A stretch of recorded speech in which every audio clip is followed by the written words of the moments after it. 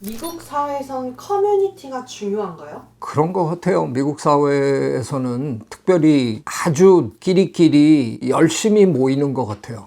동네에서 파티도 많이 하고, 미국 사람들이 제일 편안하게 하는 파티가 영어로 potluck party라 그러는데요. 누구나 자기가 만들어 올 수 있는 음식을 그냥 하나씩 해와서 그걸 다 놓고 다 같이 나눠 먹으면서 얘기하는 거예요. 우리도 요즘 보면 집으로 손님들 잘 안 모시잖아요. 되게 밖에서 먹고, 니네 집 좀 보고 싶다 그러면 와서 차 한잔 하는 정도로 이렇게 집을 공개하고 뭐 이런 정도잖아요. 케임브리지에 살면서 거기서 거의 10년을 살았으니까 미국 친구들하고 종종 만나는 그런 경험을 쭉 하면서 살았는데 참 잘 모였어요. 파틀락 하면서도 모이고, 명절 때마다 모이고, 유대인 친구 집에는 유대인 명절이라서 가고, 그런 걸 보면 확실히 우리보다는 새로운 모임을 만들고 새롭게 친구를 사귀고 이웃을 만들고 이러는 거에 훨씬 적극적이다라는 생각이 들었어요. 미국 영화나 드라마를 보면 클럽에 가입을 하거나 파티를 가야 하잖아요. 왜 그런 건가요? 거절하면 안 되는 건가요?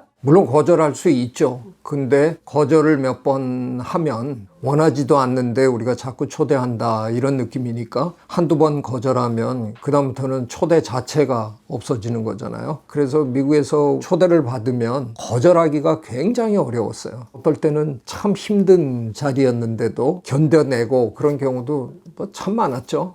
제일 쉽지 않은 건 너무 다르니까. 모이면 우리는 회식이잖아요. 우리는 둘러앉아서 상다리가 부러져라 먹고 막 이러면서 해야 되는데 미국은 앉아서 하는 게 아니라 되게 서서 돌아다니거든요. 서서 웅성웅성 모여가지고 얘기도 하고 막 이러는데 처음에는 가서 거기에 끼어드는 게 너무 힘든 거죠. 미국에서 첫 파티가 지금도 아주 너무 생생하게 기억이 나는데 영어도 못하는데 누가 나한테 말 시킬까 봐 걱정되니까 서너 명씩 서 있는데 거기를 갈 생각조차 못하는 거죠. 슬금슬금 피해서 제일 구석에 어딘가에 안 보이는데 가서 이렇게 이제 서 있어야 되는데 두 가지 중에 하나가 벌어져요. 나랑 똑같은 놈을 만나거나 나랑 똑같이 피해 있는 놈을 어쩔 수 없이 만나게 되거나 아니면 주체하지 못하는 오지랖을 만나게 되는 거죠. 혼자 있는 사람을 가만 못 놔두는 사람들이 꼭 있어요. 저기서부터 와가지고 말 시키고 처음에는 진짜 무지하게 재미없더라고요. 너무 판에 박힌 얘기를 많이 해야 되고 미국 생활 한 1년쯤 지나고 나니까 그게 재밌더라고요. 되게 편해요. 그냥 끼어서 얘기하다가 얘기가 별로 재미없이 진행이 되면 내가 빠졌다고 해서 뭐 그렇게 드러나는 게 아니거든요. 한국식으로 하면 내가 앉은 내 자리가 있잖아요. 근데 내가 일어나 버리면 티가 나잖아요. 그리고 누군가는 한참 안 돌아오면 내가 없어진 거에 대해서 기분 나빠하거나 뭐 이런 게 있잖아요. 서서 왔다 갔다 하는 거 그런 위험이 별로 없잖아요. 쓱 빠져서 또 다른 그룹을 이렇게 찾아서 거기 가보면 신났어요. 엊그제 미식축구 얘기를 막 하고 있는데 나도 그 경기 봤잖아요. 그러면 그냥 거기 끼어가지고 뭐 얘기하다. 제일 힘들었던 파티는 미국의 대학에는 이른바 남학생들끼리 모여 사는 집이 있고 여학생들끼리 모여 사는 집이 있어요. 남학생들이 모여 사는 건 fraternity라고 그러고 여학생들은 sorority라고 그러는데 예를 들면 fraternity에 초대를 받는다든가 sorority에 초대를 받는다든가 거기 가면 진짜 한마디로 난장판이에요. 그 난장판을 처음에는 너무 감당하기 어렵더라고요. 저는 펜실베니아 주립대학에서 프레터니티가 아니라 소로리티의 초대를 처음 받았어요.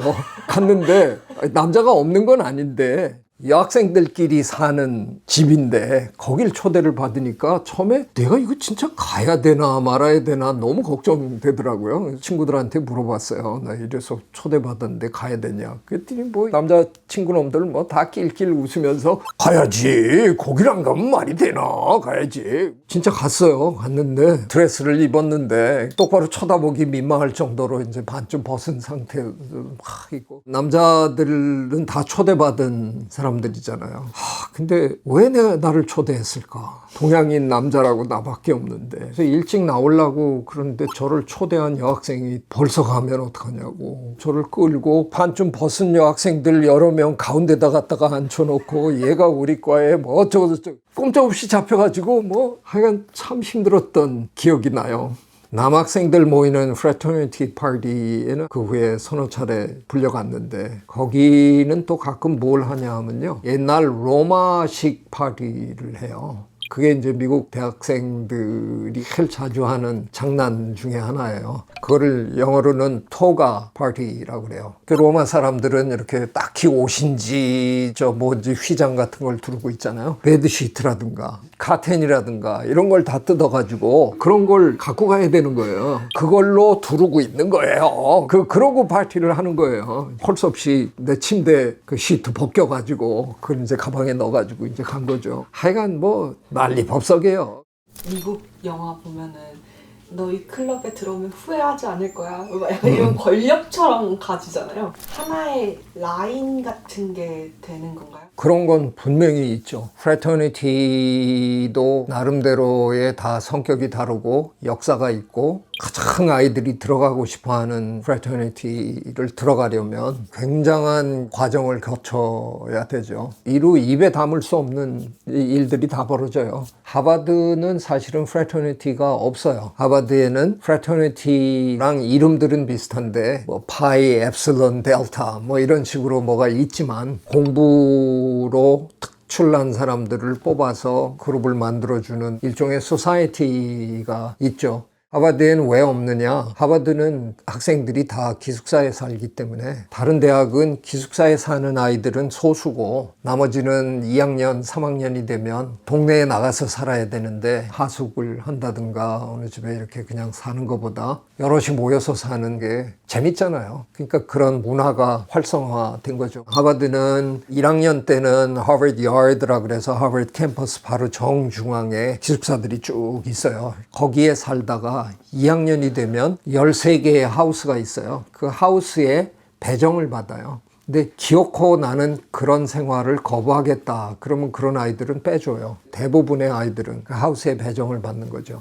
예전에는 그게 배정이 아니었어요. 본인이 지망을 하게 돼 있어요. 근데 그 지망을 할 때 뭘 보고 하느냐? 그 하우스의 전통을 보고 하는 거죠. 저는 엘리엇 하우스라는 곳에 사감을 거의 뭐 7, 8년 했는데 엘리엇 하우스는 잘 사는 사람들끼리 모이는 그런 속성이 있는 하우스였는데 너무 그러다 보니까 이게 폐해가 자꾸 생기니까 러터리로 바꿨어요. 추첨으로. 학생들 불만이 많더라고요. 특히 부모들의 불만이 많더라고요. 우리 아이는 엘리엇 하우스에 가야 되는데 학교가 왜 그런 걸 막느냐 뭐 이런. 추첨을 해서 아이들이 와도 이상하게 분위기는 빨리 안 변하더라고요. 그 하우스가 갖고 있는 어떤 분위기가 있어요. 그래서 그런지 하버드에는 그런 전통적인 의미의 프래터니티가 없어요. 그럼에도 불구하고 하버드에 아주 유명한 자기들끼리만 모이는 학생 집단이 있습니다.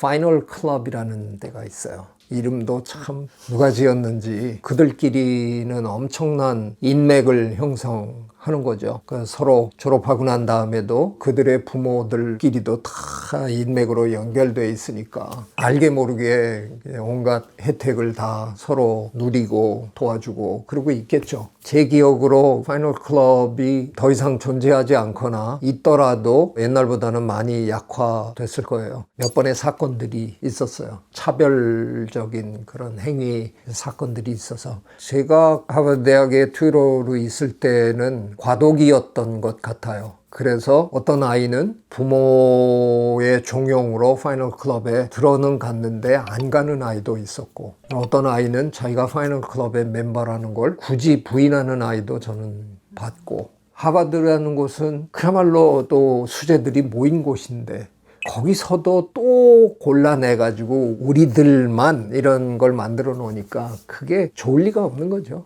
별로 바람직하지 않은 그런 걸 봤네요. 미국은 개인주의가 중요한 나라처럼 보여졌는데 이렇게 커뮤니티가 발달한 이유가 뭘까요? 미국 사회 전반으로 보면 개인주의적인 사회가 맞죠. 근데 저 이렇게 얘기할게요. 왜 미국 사회에서 그렇게 기어코 아들, 딸을 하버드에 보낼까? 하버드에 가야만 공부를 잘하나? 미국의 좋은 대학들에 가면 어딜 가든 공부하는데 차이 거의 없단 말이에요. 하버드를 나와야 노벨상을 받는 거 아니란 말이죠. 미시간 대학 나와도 노벨상 받는 사람 많죠. 그럼에도 불구하고 그렇게 기필코 가는 이유는 뭐냐? 인맥이죠. 이미 미국 사회에 중요한 자리를 꽉 차지하고 있는 막강한 선배들의 네트워크, 선배들의 인맥을 악용하려고 하는 게 아니라 자연스럽게 그 인맥이 이끌어주는 거니까 그건 무시 못하죠. 어쩌면 미국 사회는 그게 그리 좋은 일이 아니라는 거를 모를 리가 없는데 그거를 그냥 인정하고 사는 사회인 것 같아요. 사실은 예전엔 그런 걸 통해야만 일이 되는 그런 사회를 우리는 거쳐왔잖아요. 그래서 오히려 지금은 그런 걸 철저하게 배제하려고 굉장히 애를 쓰는데 미국에서 정착하려고 마음을 먹고 살았기 때문에 결과적으로 보면 제가 그래도 미국 사회를 제법 체험을 한 편인데 제 관찰과 경험에 따르면 제법 그런 인맥 이런 것들이 힘을 발휘하는 사회예요. 근데 왜 그게 그렇게 심각하게 규탄받지 않을까? 전혀 않는 건 아니죠. 미국 사회에 끊임없이 문제 제기가 되고 개선하려고 많은 노력들을 해요. 근데 왜 우리 사회처럼 근본적으로 배척하는 일이 안 벌어질까? 그 사회가 그런 인맥을 통하지 않아도 어느 정도는 살 수 있는 전반적으로 기본은 갖추고 있는 사회잖아요. 우리는 너무 오랫동안 인맥을 통하지 않으면 먹고 사는 것 자체가 어려웠던 그런 시절이 있었기 때문에 우리는 그걸